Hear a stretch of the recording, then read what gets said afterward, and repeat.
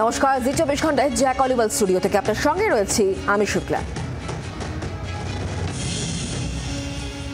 3 minute 3 খবরে যে শুরুতে খবরের দিকে নজর রাখতে হচ্ছে। পাকিস্তানে পর্দাফাশ করতে জাপানে ভারতের সংসদ প্রতিনিধি দল। ইসলামাবাদকে চাঁচা ছোলা ভাষায় আক্রমণ শানিয়েছেন অভিষেক বন্দ্যোপাধ্যায়।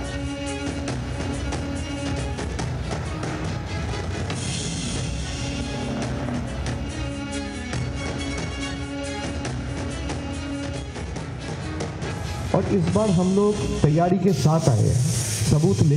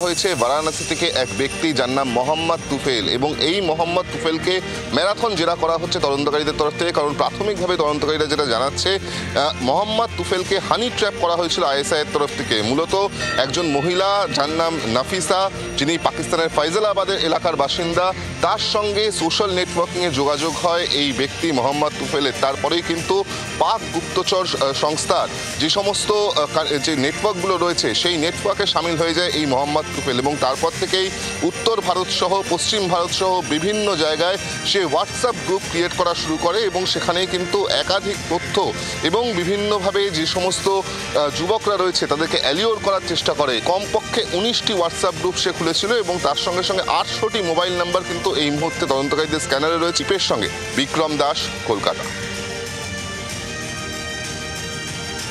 ইউনুসের পদত্যাগ কার্ড পাল্টা চাপ ইউনুসপন্থীদের। মার্চ ফর ইউনুস কর্মসূচি শাহবাগে ইউনুসকে 5 বছরের জন্য গদিতে রাখার দাবি।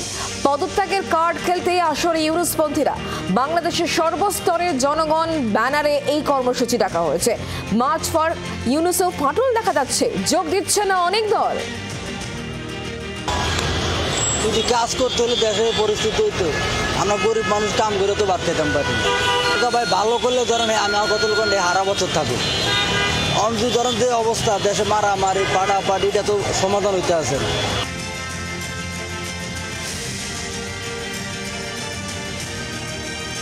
শরীরে আগুন নিয়ে ছুটছেন যুবক, হাড়হিম করা সেই সিসিটিভির ছবি একেবারে প্রকাশ্যে। দোকানের মধ্যে ঢুকে দোকানদারকে পেট্রোল দিয়ে পুড়িয়ে মারার চেষ্টার অভিযোগ কয়েকজন।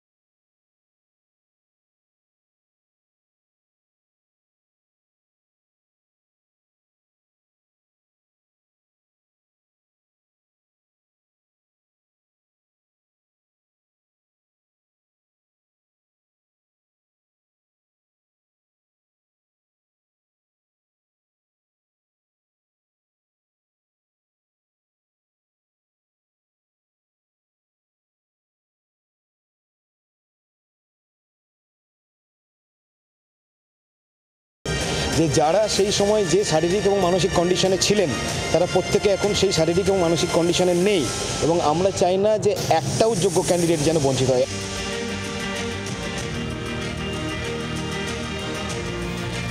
আপাতত বিকাশ ভবনের সামনে থেকে সরছেন না চাকরিহারা শিক্ষকেরা। যতক্ষণ পর্যন্ত না তাদের সঠিক ব্যবস্থা করে দেওয়া হচ্ছে ততক্ষণ পর্যন্ত তারা এখানেই তাদের আন্দোলন চালিয়ে যাবেন বলে জানাচ্ছেন তারা। আজ এই আন্দোলনকারীদের তরফ থেকে প্রেস কনফারেন্স করে জানিয়ে দেওয়া হয় যে তারা এই যে জায়গা ইতিমধ্যে নির্ধারিত হয়েছে সেই জায়গায় তারা ফিরে যাবেন, কিন্তু যতক্ষণ না পর্যন্ত সেখানে পর্যাপ্ত শেড, জল, আলো এবং বায়ো টয়লেট তার পাশাপাশি ইলেকট্রিসিটির ব্যবস্থা না করা হচ্ছে ততক্ষণ পর্যন্ত তারা কিন্তু এই বিকাশ ভবনের সামনে রাস্তাতেই অবস্থান চালিয়ে যাবে। যখন এগুলি তৈরি করবে প্রশাসনের তরফ থেকে তারপরে তারা গিয়ে সেগুলো ভিজিট করবে, যদি তাদের পছন্দ হয় তারপরেই তারা এখান থেকে যাবে, না হলে কিন্তু এখানেই আন্দোলন চালিয়ে যাবেন তারা। শুধু তাই নয়, এর পাশাপাশি আন্দোলনকারীদের তরফ থেকে বলা হয়েছে সোমবারের মধ্যে যদি শিক্ষামন্ত্রী বা মুখ্যমন্ত্রী তাদের সাথে দেখা না করে তাহলে সোমবারের পর থেকে তারা আরও বৃহত্তর আন্দোলনের পথে যাবে, এমনটাই তাদেরকে জানিয়ে দেওয়া হয়েছে।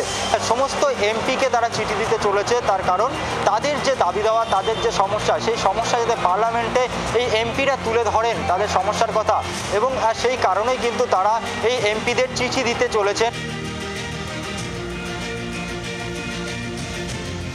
এই মাসের শেষে বঙ্গে শাহী সফর, আরামবাগে সরকারি অনুষ্ঠানে যোগ দেবেন কেন্দ্রীয় স্বরাষ্ট্রমন্ত্রী অমিত শাহ। রাজ্যে আসছেন অমিত শাহ। একাধিক রাজনৈতিক কর্মসূচির পাশাপাশি গুরুত্বপূর্ণভাবে এবার কেন্দ্রীয় সরকারি যে দপ্তরের বৈঠকে তিনি থাকবেন তারপর থেকেই প্রশ্ন উঠতে শুরু করেছে এবার কি তাহলে অমিত শাহর নজর সমবায় আন্দোলনের দিকে? কারণ সমবায় শিল্পের সঙ্গে জড়িত থাকা 500 থেকে 700 জন কৃষকের সঙ্গে সরাসরি কথা বলবেন কেন্দ্রীয় স্বরাষ্ট্রমন্ত্রী। যেখানে গ্রাম বাংলার প্রান্তিক মানুষের ভোটের দিকে নজর রাখা হচ্ছে, আরামবাগের মতো জায়গা যেটা বিজেপির কাছে সম্ভাবনাময় বলে বিজেপি মনে করে, বিজেপি দাবি করে 2019 সালের পর থেকে পট পরিবর্তনের অনেকটাই কাজ করেছে বিজেপি সাংগঠনিক ক্ষেত্রে এই আরামবাগ, যেখান থেকে 4 জন বিজেপির বিধায়ক রয়েছে। আরও 2টি জায়গাকে সম্ভাবনাময় বলে মনে করছে পদ্ম শিবির। সেই পরিপ্রেক্ষিতে 26-এর নির্বাচনের আগে আরামবাগে একদিকে প্রান্তিক মানুষের সঙ্গে সরাসরি কথা, অন্যদিকে সাংগঠনিকভাবে অমিত শাহের এই প্রস্তুতি এবং অমিত শাহের এই উপস্থিতি অত্যন্ত গুরুত্বপূর্ণ বলে মনে করছে গেরুয়া শিবির। জি 24 ঘন্টার জন্য ক্যামেরায় জয়ন্তের সঙ্গে মৌমিতা চক্রবর্তী, কলকাতা। ফের বিতর্কে সিভিক ভলান্টিয়ার কনস্টেবলের উর্দি পরে রাস্তায় শাসানির অভিযুক্ত প্রগতি ময়দান থানা সিভিক ভলান্টিয়ার নীরজ সিং।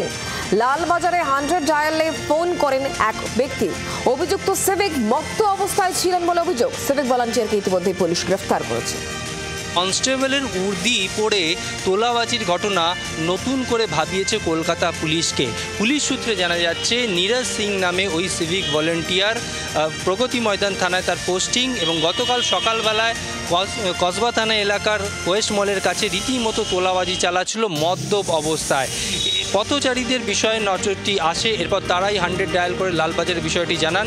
কসবা থানার পুলিশ আসে, ওই ব্যক্তিকে রীতিমতো আটক করে থানায় নিয়ে যায়।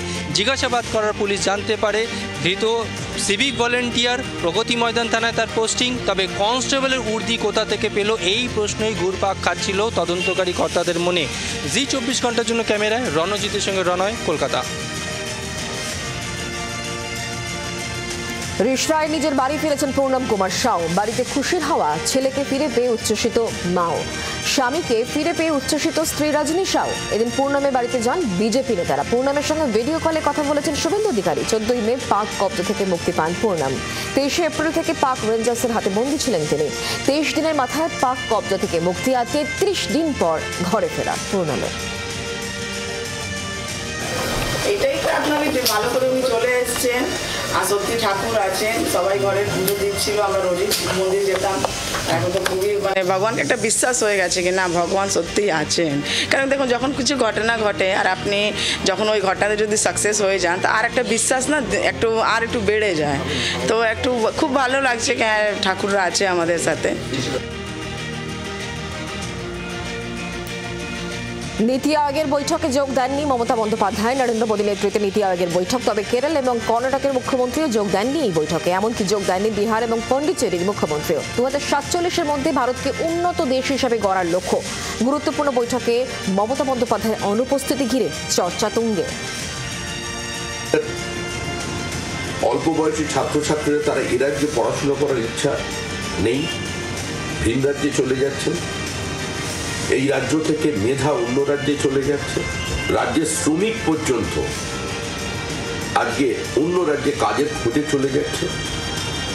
এই পরিস্থিতির মধ্যে দাঁড়িয়ে যখন পশ্চিমবঙ্গ অর্থনৈতিকভাবে খাদের কিনারে এসে দাঁড়িয়েছে, তখন মুখ্যমন্ত্রীর এই নীতি আয়োগের বৈঠক বয়কট করা কার্যত পশ্চিমবঙ্গকে একটা অনিশ্চিত ভবিষ্যতের দিকে ঠেলে দেবে। গত বছর জুলাইয়ে নীতি আয়োগের বৈঠকে অংশ নিয়েছিলেন মমতা বন্দ্যোপাধ্যায়। নীতি আয়োগের বৈঠকে গতবার মাইক বন্ধের অভিযোগে সরব হন মুখ্যমন্ত্রী, আর এবারের বৈঠকে যোগ দিয়েছেন দেশের প্রায় সব মুখ্যমন্ত্রী এবং প্রশাসকেরা। নীতি আয়োগ যে নরেন্দ্র মোদী করেছেন পরিকল্পনা কমিশনকে তুলে দিয়ে, সেটাই অন্যায় হয়েছে। তো যদি এটা ধরে নেওয়া যায় নীতি আয়োগে নীতি নিয়ে আলোচনা হবে, সেখানেও তো সব রাজ্যকে বলতে দেওয়া হচ্ছে না। গতবার পশ্চিমবঙ্গের মতো গুরুত্বপূর্ণ রাজ্য, তার মুখ্যমন্ত্রীকে বলতে দেওয়া হয়নি, মাইক বন্ধ করে দেওয়া হয়েছে। তাই আমরা আমাদের নেত্রী যা করবেন সেটাই দলের সিদ্ধান্ত। আমরা তো মনে করেছি নীতি আয়োগের সবাই না গিয়ে মমতা ব্যানার্জি ঠিক কাজ করেছেন, এবং এমনকি কেরালার বাম সরকারও সঠিক কাজ করেছেন। নীতি আয়োগটা একটা অপদার্থ সংগঠনে পরিণত হয়েছে। বড়বাজার থানার সামনে বিজেপি বনাম পুলিশ। তৃণমূলের বিরুদ্ধে অভিযোগ জানাতে এসে আটক বিজেপি নেতা উত্তর কলকাতা জেলা সম্পাদক কুশল পাণ্ডেকে আটক করে পুলিশ। মুখ্যমন্ত্রীর ছবি ছেঁড়ার অভিযোগ। এরপর থানার সামনে জড়ো হন বিজেপি নেতা কর্মীরা। পুলিশের বিরুদ্ধে অতি সক্রিয়তার অভিযোগ সজল ঘোষের। বিষয়টাকে আমরা বিজেপির জয় হিসেবে দেখছি, আমাদের সংগঠনের জয় হিসেবে দেখছি। আস্তে আস্তে আস্তে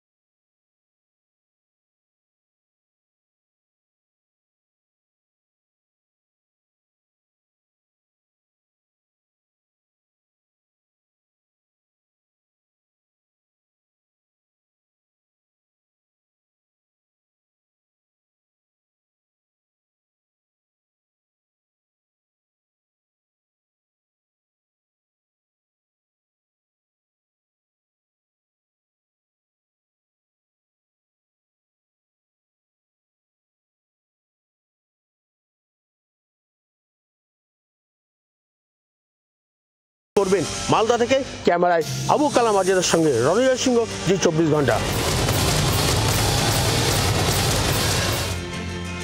বীরভূমের লাভপুরে হাতিয়া গ্রামের মাঠে উদ্ধার তাজা বোমা। 20টি বোমা ছিল বলে সূত্রের খবর। সিআইডি বম স্কোয়াড এসে বোমাগুলি নিষ্ক্রিয় করেছে। উপস্থিত ছিলেন লাভপুর থানা পুলিশ এবং লাভপুরে মেডিকেল টিমের সদস্যরা।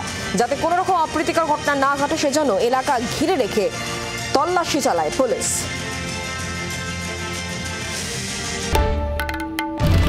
বাংলার আওয়াজ, বাঙালির আবেগ, জি 24 ঘন্টা।